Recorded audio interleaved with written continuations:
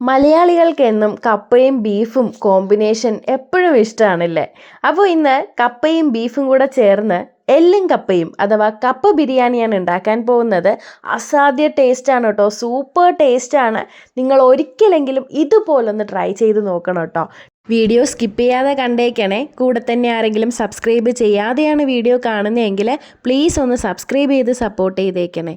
അപ്പോൾ നമുക്ക് പെട്ടെന്ന് തന്നെ വീഡിയോയിലോട്ട് പോവാം.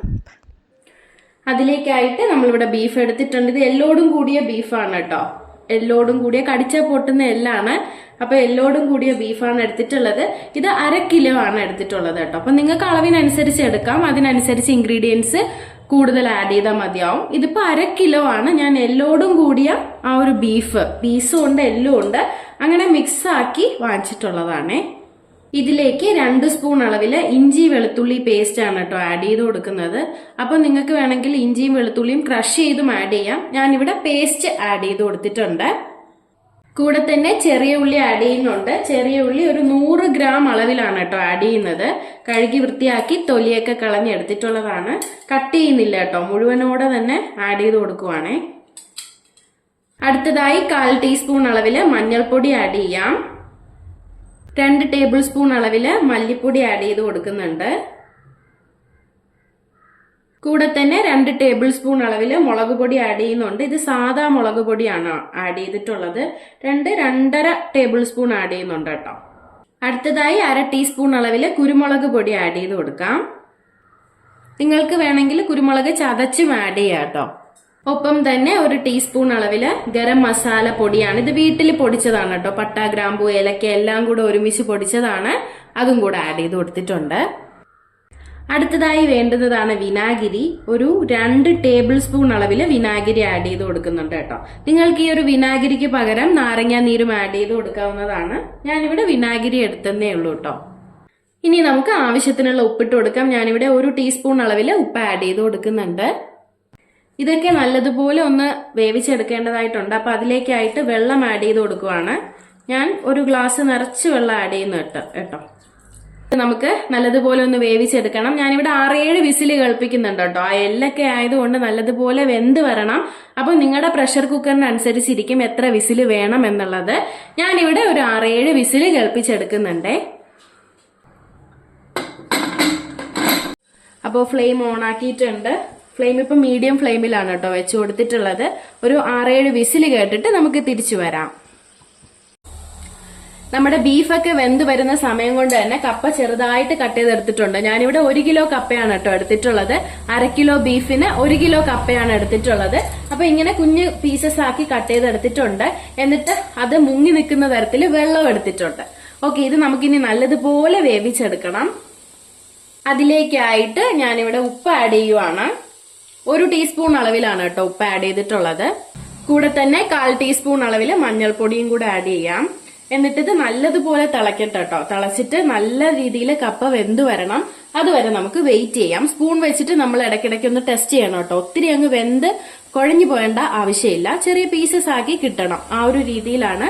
അപ്പോൾ നല്ലതുപോലെ തിളക്കട്ടെ. അതിനുശേഷം നമ്മൾ സ്പൂൺ വെച്ചിട്ട് ഇടയ്ക്കിടയ്ക്ക് നമ്മളൊന്ന് ജസ്റ്റ് ചെക്ക് ചെയ്യണം വെന്തിട്ടുണ്ടോ ഇല്ലേ എന്നുള്ളത്.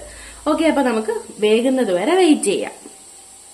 ഇതിലേക്ക് നമുക്ക് ഒരു ഐറ്റം കൂടെ വേണം കേട്ടോ. അടുത്തതായിട്ട് തേങ്ങയാണ് എടുത്തിട്ടുള്ളത്. അപ്പൊ ഈ ഒരു തേങ്ങ നമുക്കൊന്ന് വറുത്തെടുക്കാനുണ്ട്. ഒരു പാൻ അടുപ്പത്ത് വെച്ചിട്ടുണ്ട്. കപ്പയൊക്കെ വേകുന്ന സമയം കൊണ്ട് തന്നെ പാനിലേക്ക് കോക്കനട്ട് ആഡ് ചെയ്ത് കൊടുക്കുവാണേ. നമ്മളിത് നല്ലതുപോലെ ഒന്ന് വറുത്തെടുക്കണം. കരിഞ്ഞു പോകാണ്ട് സൂക്ഷിക്കണം കേട്ടോ. നമ്മൾ തീയലിനൊക്കെ തേങ്ങ വറുക്കില്ലേ, അതുപോലാണ് വറുത്തെടുക്കേണ്ടത്. അപ്പോൾ നമ്മൾ കൈ ഇളക്കാണ്ട് തന്നെ നല്ലതുപോലെ ഇളക്കി കൊടുത്തോണ്ടിരിക്കണം കേട്ടോ.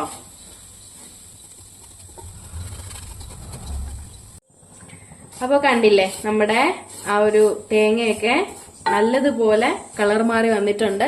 ഈ ഒരു കളറിലാണ് കേട്ടോ വരേണ്ടത്. അപ്പൊ ഫ്ലെയിം ഒന്ന് ഓഫ് ചെയ്ത് കൊടുക്കുവാണ്.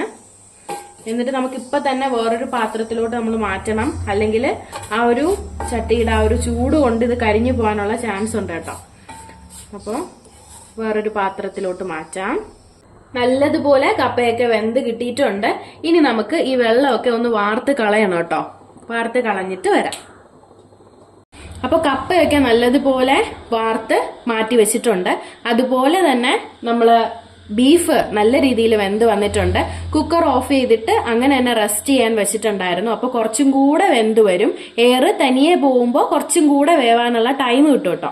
അപ്പോൾ നമ്മൾ കപ്പ ബിരിയാണി ഉണ്ടാക്കാനായിട്ട് പാൻ അടുപ്പത്ത് വെച്ചിട്ടുണ്ട്. ഇനി നമുക്ക് പെട്ടെന്ന് തന്നെ ഉണ്ടാക്കിയെടുക്കാം കേട്ടോ. വെളിച്ചെണ്ണ ആഡ് ചെയ്യാം. അപ്പോൾ കപ്പ ബിരിയാണി വെളിച്ചെണ്ണയിൽ തന്നെ ആഡ് ചെയ്യാനായിട്ട് ശ്രദ്ധിക്കണം കേട്ടോ. വെളിച്ചെണ്ണയൊക്കെ നല്ലതുപോലെ ഒന്ന് ചൂടായി വരുമ്പോൾ നമുക്ക് സവോള ആഡ് ചെയ്യാം.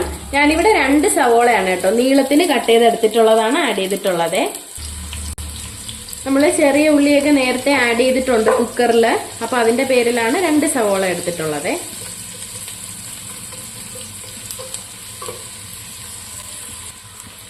ഇതിലേക്ക് നമുക്ക് കറിവേപ്പിലയും കൂടെ ഇട്ട് കൊടുക്കാം. നല്ലതുപോലെ മിക്സ് ചെയ്ത് നല്ല രീതിയിൽ വഴറ്റിയെടുക്കാം. ഇതിലേക്ക് 1 ടീസ്പൂൺ അളവിൽ ഇഞ്ചി വെളുത്തുള്ളി പേസ്റ്റ് ആഡ് ചെയ്ത് കൊടുക്കുവാണേ.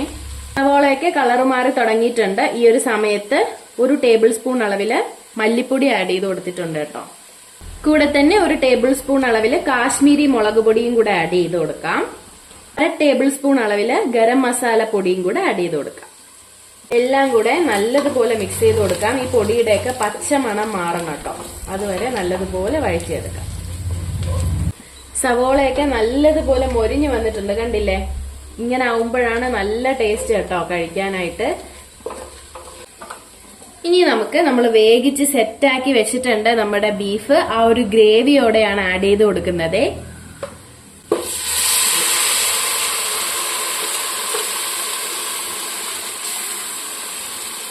ഒന്നും കൂടെ നല്ലതുപോലെ നമുക്ക് മിക്സ് ചെയ്ത് കൊടുക്കാം. ഫ്ലെയിം ഇപ്പോൾ ഹൈ ഫ്ലെയിമിലാക്കി കൊടുക്കുന്നുണ്ട്. ഇതെല്ലാം ഒന്ന് തിളച്ച് തുടങ്ങട്ടെ. അപ്പോൾ നമുക്ക് കപ്പ ആഡ് ചെയ്ത് കൊടുക്കാം. ഈ സമയത്ത് കുറച്ചും കൂടെ ഒന്ന് ഉപ്പ് ആഡ് ചെയ്ത് കൊടുക്കുന്നുണ്ട്. 1/2 ടീസ്പൂൺ കൂടെ ഗരം മസാല പൊടി ആഡ് ചെയ്ത് കൊടുക്കുന്നുണ്ട്. ഒപ്പം തന്നെ 1 ടീസ്പൂൺ അളവിൽ കുരുമുളക് പൊടിയും കൂടെ വിതറി കൊടുക്കാം. നല്ലതുപോലെ മിക്സ് ചെയ്തെടുക്കാം. ഈ സമയത്ത് നമ്മൾ ആ ഒരു കപ്പയൊക്കെ കുറേ പീസസ് ഒന്ന് പ്രസ് ചെയ്ത് ഒന്ന് പൊടിച്ചൊന്ന് മിക്സ് ചെയ്യണം കേട്ടോ. അപ്പോഴാണ് നമ്മുടെ എല്ലും കപ്പ നല്ല സൂപ്പറായിട്ട് വരുന്നത്. അപ്പോൾ എല്ലാ പീസും നമ്മളിങ്ങനെ മിക്സ് ചെയ്ത് പൊടിക്കേണ്ട ആവശ്യമില്ല. കുറച്ച് പീസസ് മാത്രം നമ്മൾ പൊടിച്ചു കൊടുത്താൽ മതിയാവുമേ. കഴിഞ്ഞിട്ടില്ല കേട്ടോ. അവസാനമായിട്ട് നമ്മൾ ഈ വറുത്ത് വെച്ചിരിക്കുന്ന തേങ്ങയും കൂടെ പുറത്തൊന്ന് ആഡ് ചെയ്ത് കൊടുത്ത് ഒന്ന് മിക്സ് ചെയ്ത് കൊടുത്താലേ നിങ്ങൾക്ക് ഊഹിക്കാൻ പറ്റുമല്ലോ അല്ലേ എന്തുമാത്രം ടേസ്റ്റാന്നുള്ളത്. അപ്പോൾ തേങ്ങ ആഡ് ചെയ്തു. ഇനി നമുക്ക് ഒന്നും കൂടെ ഇളക്കി യോജിപ്പിക്കാം. ഒരു രക്ഷയില്ലാത്ത അടിപൊളി സാധനമാണ്. ഈ ഒരു കൺസിസ്റ്റൻസിയാണ് കേട്ടോ വേണ്ടുന്നത്. ഒത്തിരി അങ്ങ് ഡ്രൈയും അല്ല, എന്നാൽ ഒത്തിരി അങ്ങ് ലൂസും അല്ല. ഈ ഒരു രീതിയിലാണ് വേണ്ടുന്നത്. അടിപൊളി സാധനം കേട്ടോ. ഏറ്റവും അവസാനമായിട്ട് പുറത്ത് കുറച്ച് മല്ലിയിലയും കൂടെ വിതറാം. അങ്ങനെ നമ്മുടെ എല്ലും കപ്പ ഇവിടെ റെഡി ആയിരിക്കുകയാണ്. കാണുമ്പോൾ തന്നെ അറിയില്ലേ എന്തുമാത്രം ടേസ്റ്റാന്നുള്ളത്. എല്ലാവരും മസ്റ്റായിട്ട് ട്രൈ ചെയ്യണം. ട്രൈ ചെയ്തിട്ട് നിങ്ങളുടെ ഫീഡ്ബാക്ക് അറിയിക്കണം കേട്ടോ.